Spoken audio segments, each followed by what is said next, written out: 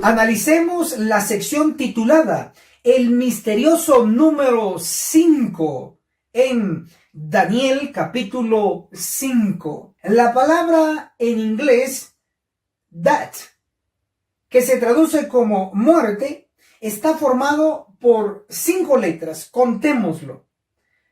1, 2, 3, 4 y 5.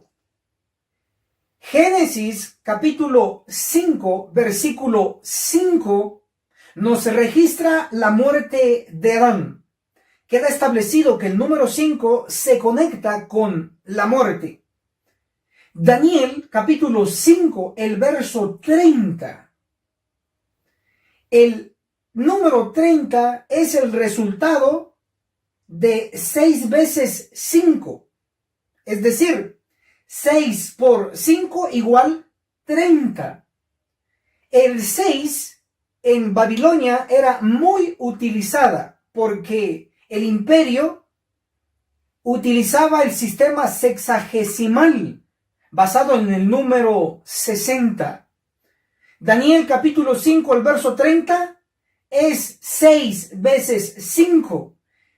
En este verso se nos registra la muerte de Belsasar. Nuevamente, el número 5 conectado con la muerte. Ezequiel capítulo 9, el verso 5, se da la orden de Cristo a los ángeles de matar, sin lástima y sin compasión. El libro Cartas y Manuscritos con Anotaciones, el tomo 1, en la página 189, nos describe lo siguiente. ¿Ven a esos hombres? 1, 2, 3, 4, 5, señalando a los ángeles. ¿No ven a esos hombres sanguinarios que vienen con sus armas? En definitiva, así como estuvo segura la muerte de Belsasar al desafiar a Dios, de igual manera está segura la destrucción de aquellos que no obtengan el sello de inmortalidad, aquellos que no giman y no claman ahora en nuestro tiempo. Analicemos la sección titulada El vigía invisible. Daniel, el capítulo 5, el verso 5 declara: en esa misma hora apareció una mano de hombre y escribió delante del candelabro sobre la cal de la pared del palacio real, y el rey veía la mano que escribía. No solamente vamos a identificar la mano, sino todo el cuerpo. Es decir, vamos a identificar a la persona. Para ello vamos a leer lo que nos describe Ezequiel, el capítulo 1, el verso 4. Miré y vi un viento tempestuoso que venía del norte, una gran nube con un fuego envolvente rodeado de un resplandor, y en medio del fuego algo que parecía bronce refulgente. Este verso nos está describiendo la escena descrita y graficada en este cuadro profético. Si usted lo requiere, solicítelo en los comentarios o en nuestro número de WhatsApp personal. Había algo en medio de la gran nube. ¿Qué es? Identifiquémoslo. Ezequiel, el capítulo 1, el verso 26. Sobre la expansión que había sobre sus cabezas se veía la figura de un trono que parecía de zafiro, y sobre el trono había una semejanza de hombre sentado. Entonces, en medio de la gran nube había un trono, y sobre el trono una semejanza de hombre sentado. ¿Quién es este hombre? De acuerdo a Mateo capítulo 13, el verso 37, el Hijo del Hombre es Cristo. Por lo tanto, el que está sentado en ese trono movible de Ezequiel capítulo 1 es definitivamente Cristo. Pero observe este detalle. Ezequiel capítulo 10, el verso 8 describe: entonces vi que los querubines tenían una forma de una mano humana bajo sus alas.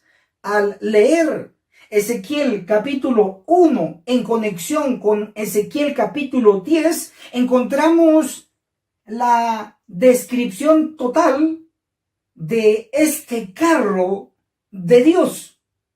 Bajo el trono hay 4 ruedas y hay querubines. Dice el texto de Ezequiel 10, el verso 8, que bajo las alas de los querubines había una forma de una mano humana. Hagamos la conexión. Daniel capítulo 5, el verso 5 nos describió una mano de hombre. Ezequiel capítulo 10, el verso 8 nos describe también una mano humana. La mano de Ezequiel capítulo 10 es de Cristo, el Hijo del Hombre. Por lo tanto, la mano de Daniel capítulo 5, el verso 5 que escribía, hace referencia a la mano de Cristo como Hijo de Hombre. Pero lo podemos comprobar desde el ángulo del espíritu de profecía. Profetas y Reyes, el capítulo 43, titulado El Vigía Invisible, en la página 385. Poco se imaginaba Belsasar que un testigo celestial presenciaba su desenfreno idólatra. Aquí se hace referencia a un testigo. Este término tiene una letra inicial mayúscula, indicando que se refiere a la deidad, se refiere a Dios. Es interesante que en Apocalipsis, el capítulo 1, el versículo 5 declara: Jesucristo, el testigo fiel. Por lo tanto, cuando uno lee esta cita del espíritu de profecía, debe entenderse que el testigo aquí es Cristo. Leo nuevamente Profetas y Reyes, capítulo 43, el vigía invisible, en la página 385. Poco se imaginaba Belsasar que un testigo celestial, entre corchetes, Cristo, presenciaba su desenfreno idólatra. Pero un vigía divino, aunque no reconocido, miraba la escena de profanación y oía la alegría sacrílega. Pronto el huésped no invitado hizo sentir su presencia. Al llegar el desenfreno a su apogeo, apareció una mano sin sangre y trazó en las paredes del palacio con caracteres que resplandecían como fuego, palabras que, aunque desconocidas para la vasta muchedumbre, eran un presagio de condenación para el rey y sus huéspedes, ahora atormentados por su conciencia. Queda bien claro que la mano de Daniel, capítulo 5, el verso 5, que escribió los caracteres misteriosos, era la mano de Cristo, que vino a ejecutar juicio a Babilonia, en este caso a Belsasar. La misma mano que escribió la sentencia aterradora para Belsasar es la misma mano que está a punto de iniciar y ejecutar un juicio en nuestro medio, en la iglesia adventista. Está escrito en Testimonios para la Iglesia, el tomo 1, en la página 98, declara: no digamos, detén tu mano, oh Dios.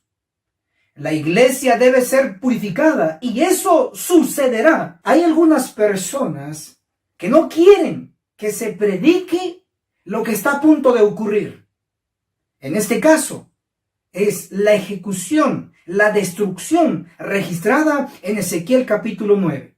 Puesto que está a punto de ocurrir, es nuestra mayor urgencia entender y ver la vía de escape y sobrevivir, obtener el sello de inmortalidad en nuestras frentes. Pero algunas personas, según lo que se pronosticó por el espíritu de profecía, intentarán detener la mano de Dios para que la iglesia no sea purificada. Sin embargo, está escrito: no digamos, detén tu mano, oh Dios, la iglesia debe ser purificada y eso sucederá. Amén. La iglesia adventista finalmente va a triunfar, pero purificada, libre de pecado y de pecadores. También la Biblia directamente nos muestra que Cristo intervendrá en este juicio personalmente y con sus ángeles. Isaías, el capítulo 63. Del verso 1, ¿quién es este que viene de Edom, de Bosra, con vestidos rojos? Este hermoso en su vestido que marcha en la grandeza de su poder. Yo, el que hablo con justicia, grande para salvar. ¿Quién era este personaje con vestidos rojos? Se contesta en el mismo versículo: yo, el que es grande para salvar. ¿Y quién es grande para salvar? Cristo. Entonces aquí está hablando de Cristo como nuestro Salvador, pero también es vengador. Leamos Isaías capítulo 63, ahora el verso 2. ¿Por qué es rojo tu vestido? ¿Y tu ropa como la del que pisa el lagar? Respuesta, versículo 3. He pisado el lagar solo. De los pueblos nadie estuvo conmigo.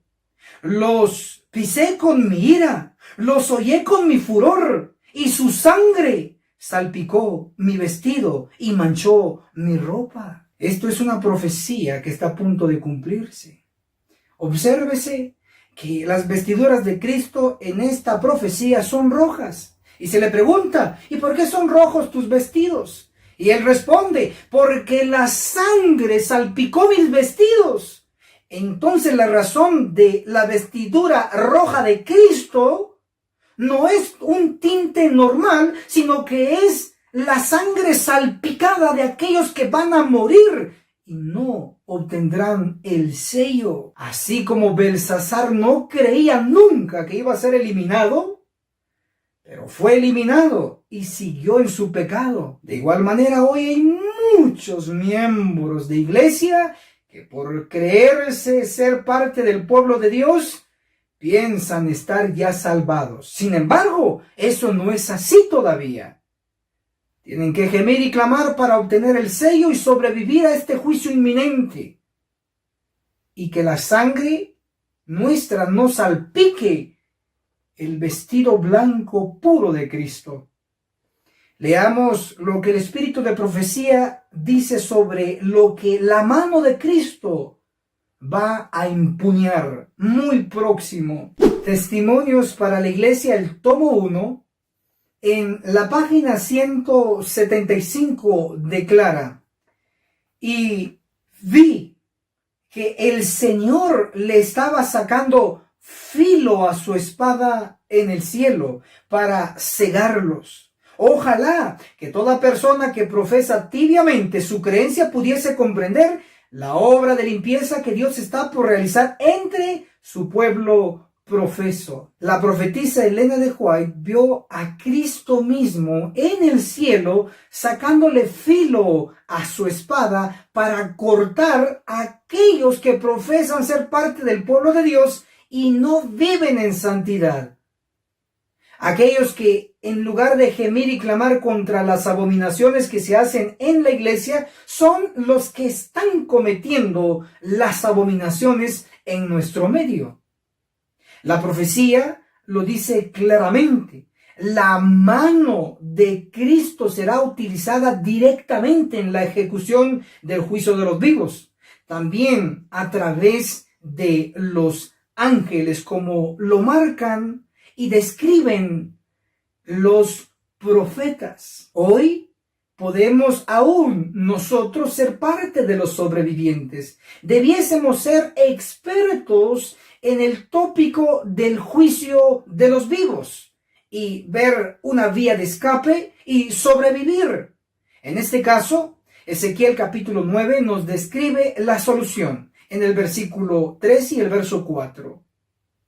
Los únicos que no van a ser destruidos son aquellos que van a obtener el sello en sus frentes por gemir y clamar contra las abominaciones en nuestro medio. Esa es la única solución. Por lo tanto, debiésemos estar activos y cumpliendo los dos requisitos. De lo contrario, seremos eliminados, así como fue eliminado Belsasar.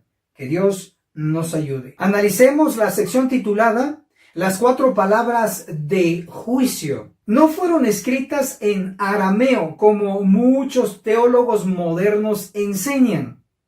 Basado en Daniel capítulo 5, el versículo 7 declara: a gritos el rey mandó traer magos, caldeos y adivinos y dijo a los sabios de Babilonia: el que lea esta escritura y me muestre su significado.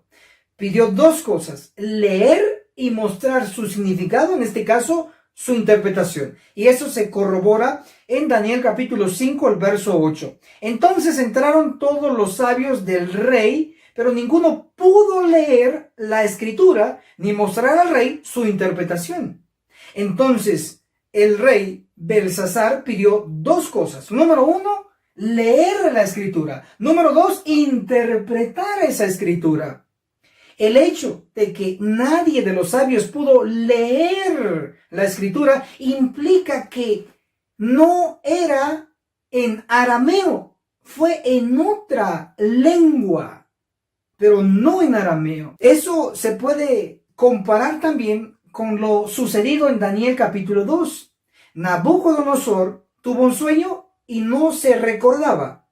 Entonces llama a sus sabios y le pide 2 cosas. Número 1, que le dijeran el sueño. Y número 2, que interpretaran el sueño. De igual manera, ahora Belsasar quería que le leyeran la escritura y al mismo tiempo le interpretaran. Pero el hecho que no pudieron leer implica que no era en arameo, el idioma internacional del imperio, sino que era en otro lenguaje. Leamos lo que dice el espíritu de profecía en Profetas y Reyes, la página 386. En vano trató el rey de leer las letras ardientes. Les era tan imposible leer los caracteres misteriosos como lo había sido para los sabios de una generación anterior interpretar los sueños de Nabucodonosor. No pudieron leer ni el rey ni los sabios esa escritura, pero había un hombre que sí lo podía hacer. Daniel capítulo 1, el verso 17, la última parte, declara: además Daniel tuvo entendimiento en toda visión y sueño. Veamos esa capacitación especial que Dios le dio. Profetas y Reyes, en la página 355. Al mismo tiempo que recibía instrucciones de los hombres acerca de los deberes que debía cumplir en la corte, Dios le enseñaba a leer los misterios de lo porvenir. Obsérvese que Daniel fue enseñado por Dios para leer los misterios de lo porvenir. Fue Daniel el único que pudo leer esa escritura que no estaba en arameo, sino que estaba en otro lenguaje. No solo lo pudo leer, sino también lo pudo interpretar. ¿Por qué? Porque Dios le enseñó a leer ese tipo de escritura. Analicemos la sección titulada La sentencia de juicio no era para el rey Nabonido. Veámoslo. El nombre del rey Belsasar consta de 8 letras. Contémoslo. 1, 2, 3, 4, 5, 6, 7, 8. Belsasar es igual al número de letras 8. las palabras de juicio que escribió la mano visible en la pared, de las 4 palabras, una de ellas se repite.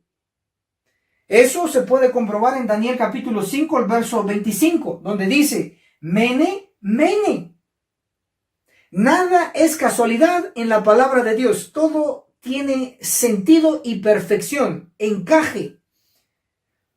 En la primera mención, Mene, el término consta de 4 letras. 1, 2, 3, 4.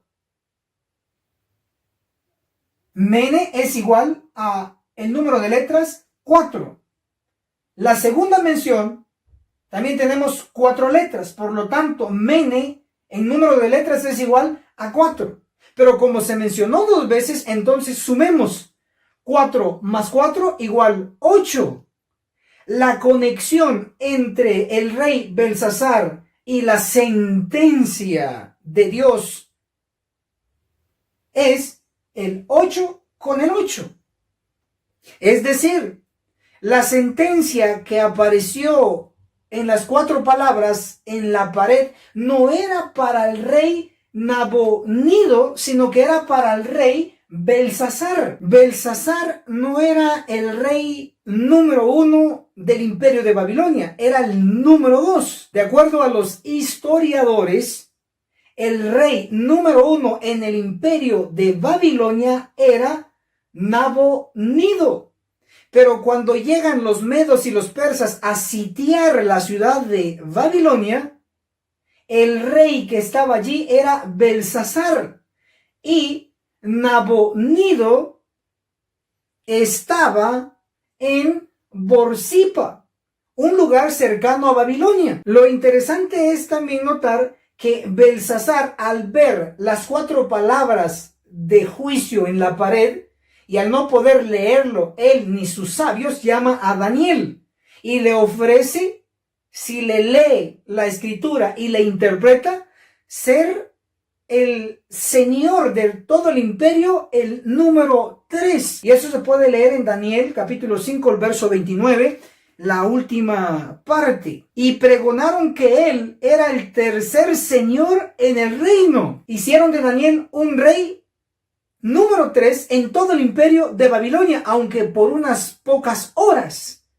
Pero eso prueba que en la fase final del imperio de Babilonia hubieron 3 reyes. Número 1, Nabonido. Número 2, Belsasar. Y número 3, Daniel.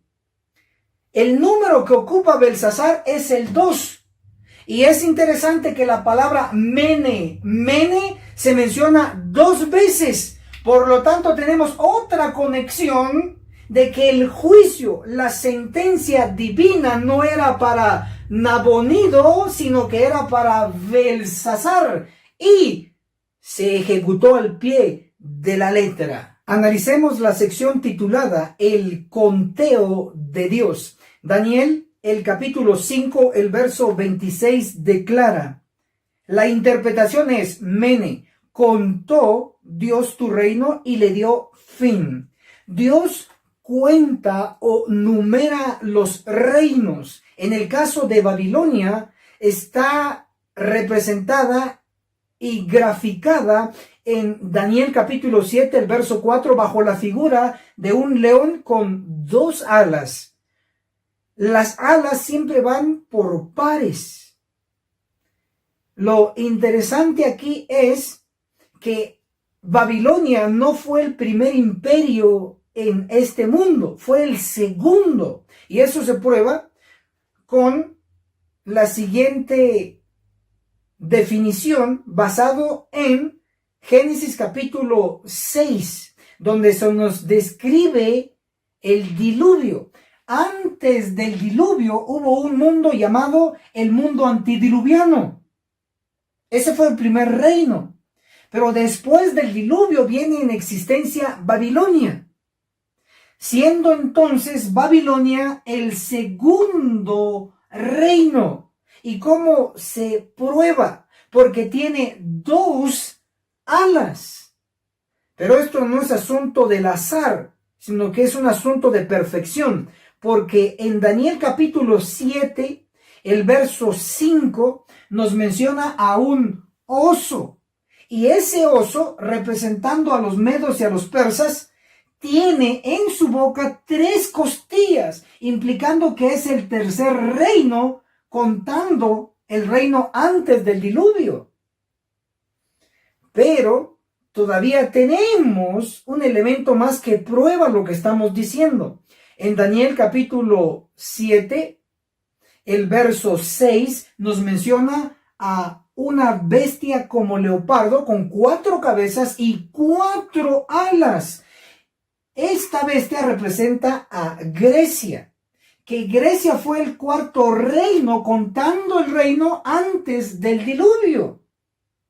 Si observamos entonces, tenemos 4 reinos. Uno antes del diluvio, llamado el mundo antediluviano, y tenemos el segundo, después del diluvio, Babilonia, por sus 2 alas. Tenemos al tercero, a Medo-Persia, el oso con sus 3 costillas. Y tenemos al 4.º reino, a Grecia, representado por la bestia como leopardo, con 4 alas. Daniel, capítulo 5, el verso 26, la interpretación es Mene, contó Dios tu reino y le dio fin.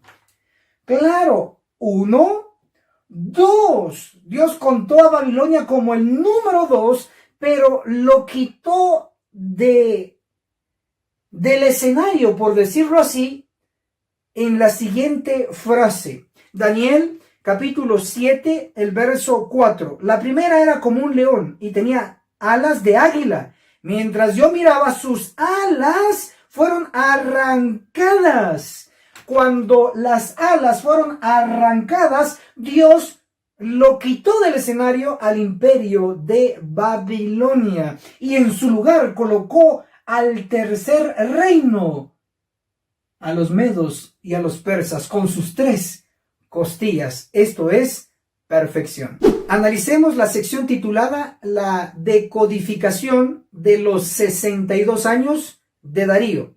Daniel capítulo 5, el verso 31 declara: y Darío de Media tomó el reino cuando tenía 62 años. El libro Profetas y Reyes, en el capítulo 43, el vigía invisible, en la página 384, declara: hacia el fin de la vida de Daniel, se estaban produciendo grandes cambios en la tierra, a la cual, más de 60 años antes, él y sus compañeros hebreos habían sido llevados cautivos. Lo que está diciendo esta cita es que desde que Daniel y sus compañeros fueron llevados cautivos a Babilonia, hasta que Darío toma el reino de Babilonia, habían transcurrido más de 60 años. Esos más de 60 años es igual a 62 años. Lo probaremos de la siguiente manera. Daniel, cuando es llevado cautivo a Babilonia, tenía 18 años, y eso se prueba con Testimonios para la Iglesia, el tomo 4, en la página 562, para que lo anote. Daniel solo tenía 18 años cuando fue llevado a una corte pagana para entrar al servicio del rey de Babilonia. Entonces Daniel tiene 18 años cuando él es llevado a Babilonia. Pero cuando llega Darío y toma el reino de Babilonia, ya habían transcurrido más de 60 años, es decir, habían transcurrido 62 años. Si sumamos esos 62 años que habían transcurrido, más los 18 años que él tenía cuando fue llevado cautivo, nos da un resultado de 80 años. Es decir, cuando Darío toma el reino de Babilonia, Daniel tenía 80 años. Y lo que hemos hecho es correcto, y lo comprobaremos con la cartilla de escuela sabática, el primer trimestre del 2020, titulado Daniel. En la página 51, un factor podría ser la edad de Daniel. Probablemente tenía unos 80 años. Esto prueba que lo que hemos hecho con la Biblia y el espíritu de profecía para el cómputo es correcto. Ahora, veámoslo desde este ángulo. Darío, cuando toma el reino de Babilonia, según Daniel capítulo 5, el verso 31, Darío tenía 62 años. Es curioso e interesante que desde el momento que Daniel y sus compañeros son llevados cautivos, hasta que llega Darío y toma el reino de Babilonia, habían transcurrido 62 años. Eso implica entonces que Darío nace justo cuando Daniel tiene 18 años, o cuando Daniel y sus compañeros son llevados cautivos a Babilonia por Nabucodonosor. Nace Darío, Daniel es llevado cautivo, transcurren 62 años, y cuando Darío tiene sus 62 años, llega y toma el imperio de Babilonia.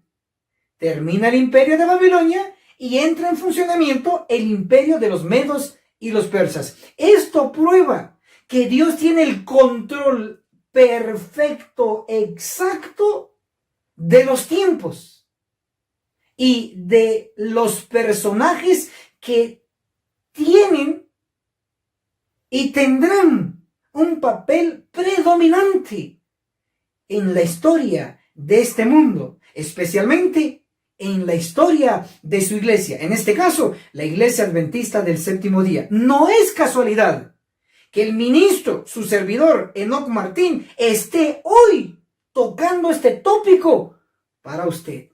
Analicemos la sección titulada El río Éufrates en la antigua y moderna Babilonia. Daniel capítulo 5, el verso 28. Peres, tu reino ha sido roto y es dado a medos y persas. Así ocurrió. Pero hubo un pronóstico profético en Isaías, el capítulo 21, el verso 2 nos declara: una visión dura me ha sido mostrada. El traidor traiciona y el saqueador saquea. Sube Persia, sitia Medo, todo su gemido hice cesar. Habla aquí de Persia y de Media, que tenían que sitiar.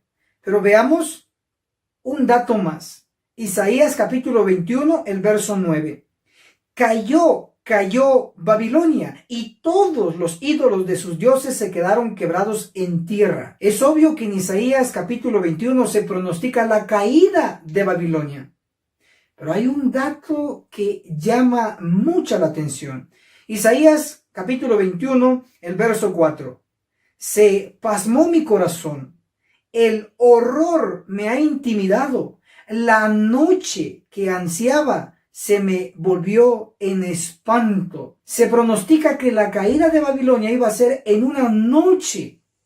Ahora, eso se registró en Daniel, el capítulo 5, el verso 30. Esa misma noche fue muerto Belsasar, rey de los caldeos. Impresionante. Así como se pronosticó, así se cumplió. Por eso insistimos en las profecías que están a punto de cumplirse, porque lo que Dios dice lo cumple. También vamos a analizar que el río Éufrates, que atravesaba la antigua ciudad de Babilonia, fue desviado, y ese fue el medio de acceso para entrar y conquistar el imperio de Babilonia. Isaías, el capítulo 47, el verso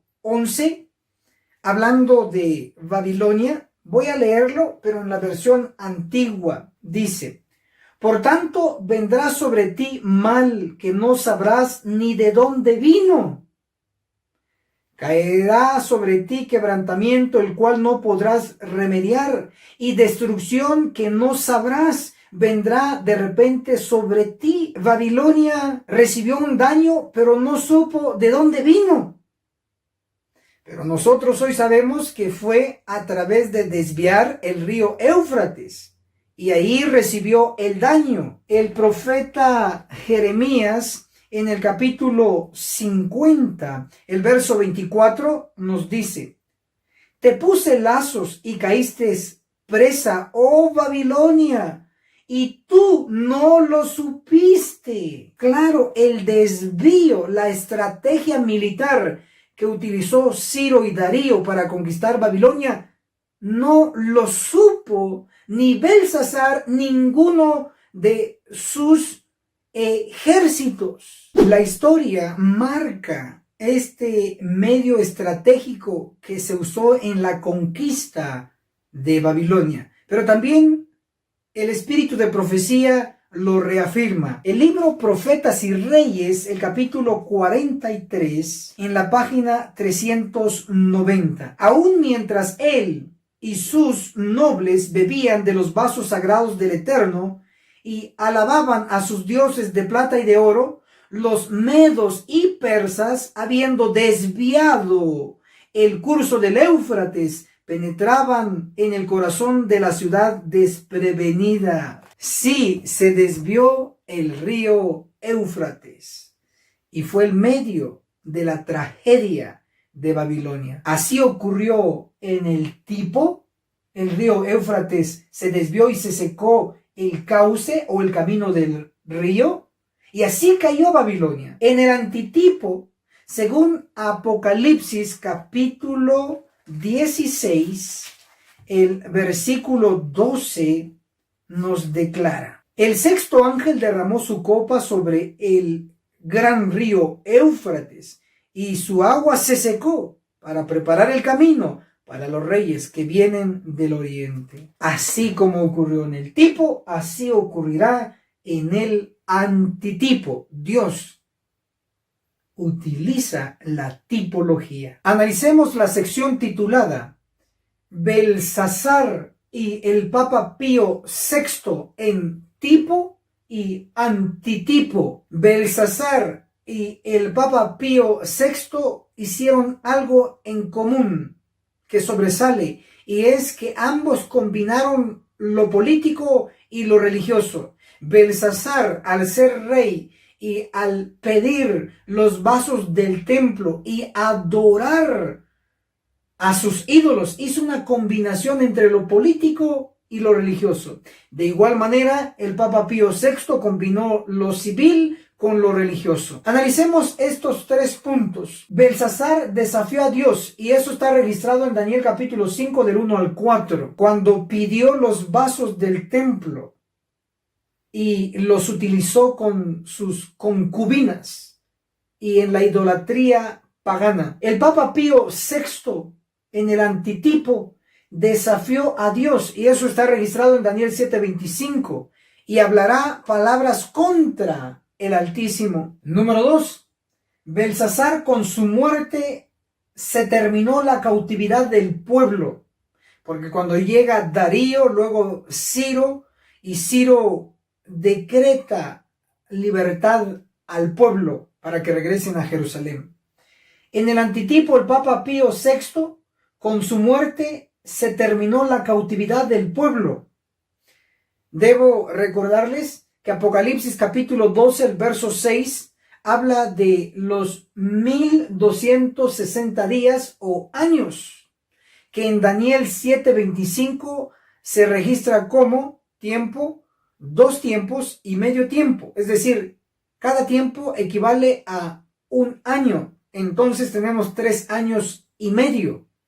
Esos 3 años y medio convertidos a meses son 42 meses. Y esos 42 meses, un mes de 30 días, nos da un resultado de 1260 días o años. Los 1260 años empezaron en el 538 después de Cristo y terminaron en 1798. En 1798, el Papa Pío VI es llevado prisionero por el general Berthier, pero el 19 de agosto de 1799, el Papa Pío VI muere, y con su muerte el pueblo cautivo es libertado. Número 3. La adoración de Babilonia se declaró falsa después de la muerte de Belsasar. Y eso se puede corroborar en Esdras capítulo 1, el verso 2 y el verso 3. Leamos. Así dice Ciro, rey de Persia: el eterno Dios del cielo me ha dado todos los reinos. El verso 3.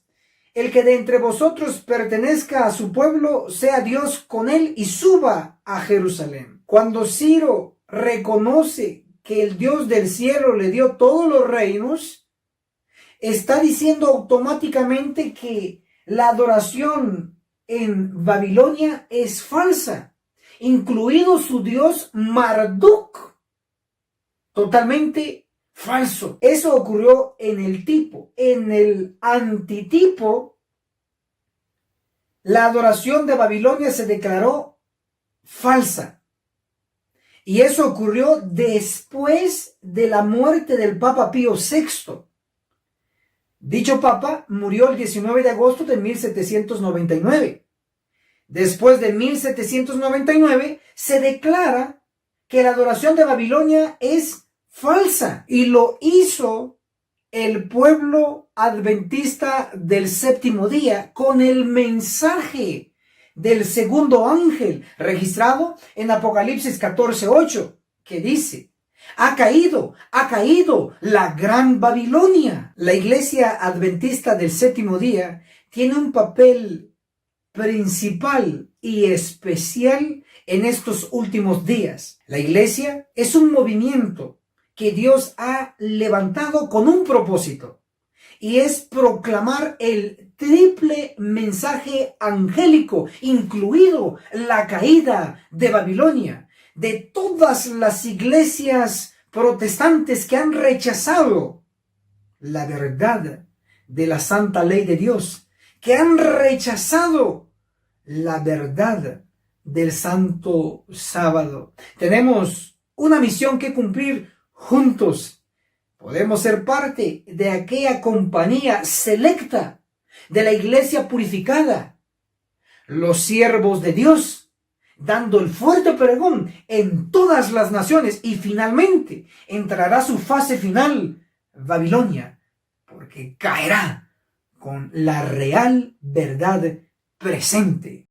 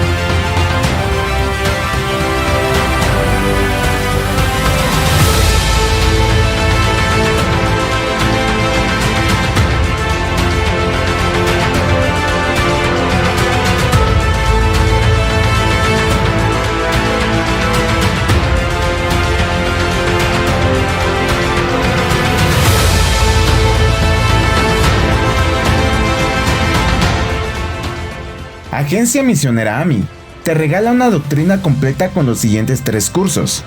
Apocalipsis, el perfecto arte profético, con el autor, Pastor Enoch Martin, donde se explica todo el libro de Apocalipsis, que consta de 22 capítulos. Daniel, el perfecto arte profético, donde explicamos capítulo por capítulo de dicho libro profético. El testimonio de Jesús, 100% bíblico, que consta de 22 lecciones. Puedes comunicarte con nosotros a nuestro número de WhatsApp más 502 42 29 77 86. Recuerda, no es vendido, es gratis.